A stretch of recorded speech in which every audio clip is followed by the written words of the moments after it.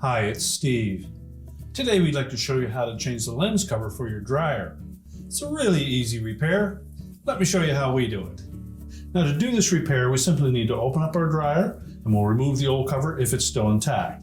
There's typically a number 2 Phillips screw that secures it to the rear bulkhead. We'll just remove that next. So if the original lens cover is still in place, you'll need to remove that screw.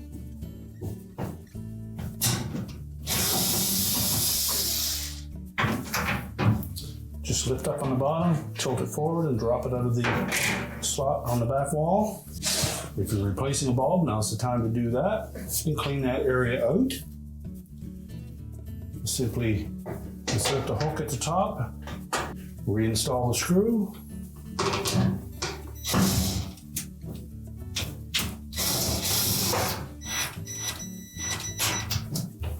Make sure it's secure. So if you're replacing this lens cover due to heat damage, you want to make sure that the light bulb goes out when you close your door.